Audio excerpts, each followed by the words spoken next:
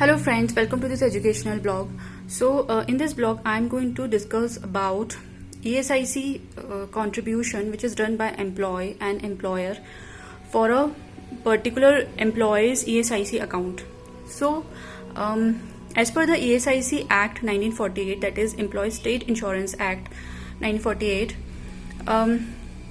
every employee and employee's family has a right to be medically insured by the company in which the employee is working, and any company whose strength is 20 or 20 plus has the right that they should keep an ESIC account. They should be registered under the ESIC portal and keep an ESIC account of each and every employee, so that first the most main objective of this ESIC is that employees' health is insured in times of employees' health crisis. Employee will get benefits from this ESIC because employee is contributing a small amount every month.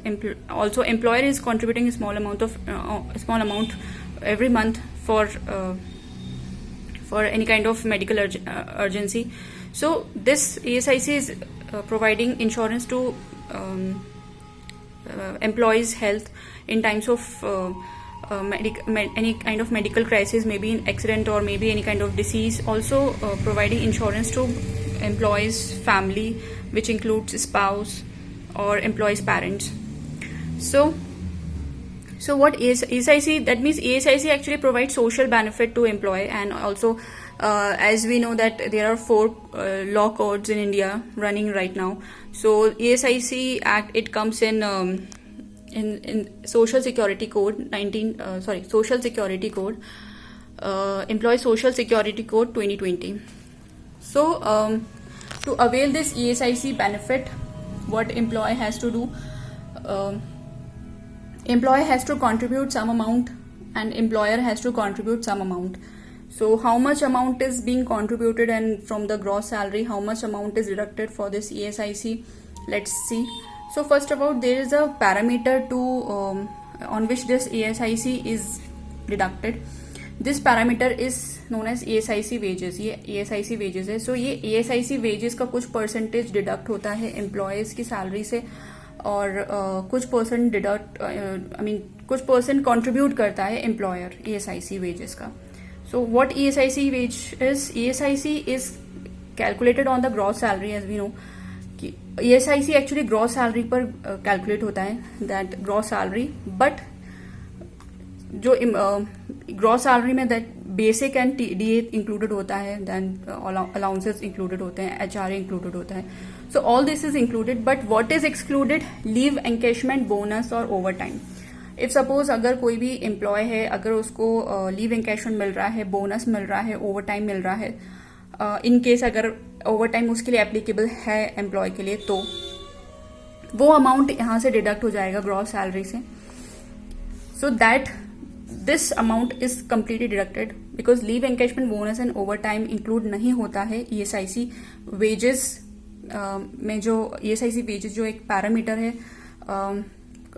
ESIC contribution का को calculate करने का, उसमें ये चीज़ें, ये following जो components हैं, leave encashment, bonus and over time, it's not included.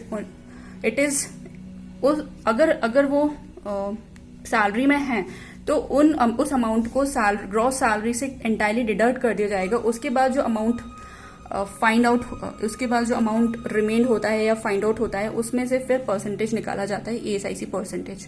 So this is ESIC wages. So this is the formula for ESIC wages. So अब एक एग्जाम्पल है. Suppose how to calculate ESIC wages.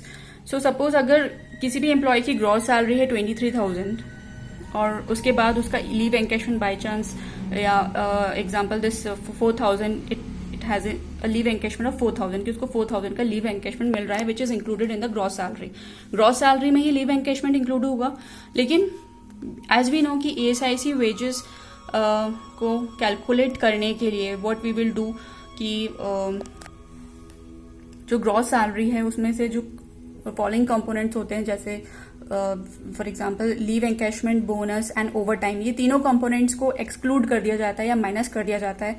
सो इस condition में gross salary में से leave encashment को minus कर दिया जाएगा. सो ग्रॉस सैलरी इज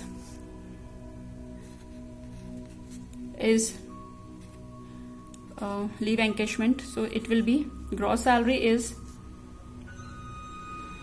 23,000 और लीव एनकैशमेंट 4,000 है. सो ESIC वेजेस का अमाउंट आएगा 23 माइनस 4,000 दैट इज 19,000 इस पर्टिकुलर केस में. सो नाउ जो कंट्रीब्यूशन होगा वो इस 19,000 से होगा. मीन्स ESIC वेजेस जो है दिस इज 19,000. अब जो कंट्रीब्यूशन होगा एम्प्लॉयज की सैलरी का ESIC परसेंटेज और एम्प्लॉयर का कंट्रीब्यूशन जो होगा वो ESIC वेजेस से होगा.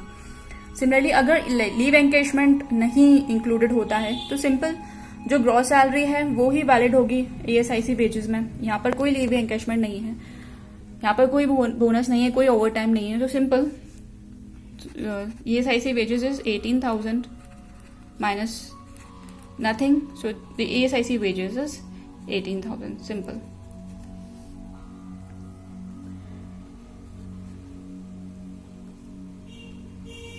Okay, so now what is a contribution? Now it comes to the contribution which is fixed by the central government.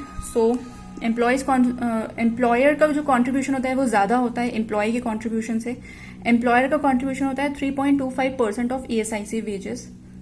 That means 3.25% जो भी ESIC वेजेस आएगा according to this formula. This is the very important formula for ESIC wages.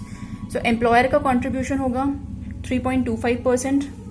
यानी कि अगर यहाँ पे suppose if gross salary is 19,000 तो इस ग्रॉस सैलरी अगर एम्प्लॉयज का कंट्रीब्यूशन फाइंड आउट करना है इस ESIC अमाउंट ESIC वेजेस से, so 3.25% of 19,000 will be something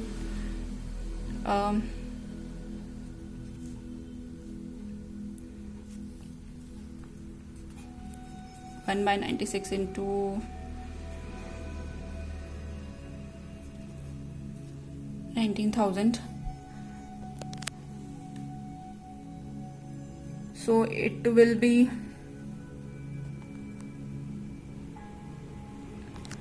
approximately 220 230 rupees. Means अगर इसको भी इस अप्रोक्सीमेटली 200 to 230 रुपीज के बीच में आएगा this whole amount. So this is the contribution of from the employers and per month contribution होगा ESIC का. सिमिलरली एम्प्लॉय का कॉन्ट्रीब्यूशन क्या होगा 0.75%. So 0.75% that means 0.75% of ESIC wages. तो ESIC वेजेस का जो भी अमाउंट आएगा this from this calculation, so उसका 0.75% एम्प्लॉय का कॉन्ट्रीब्यूशन होगा.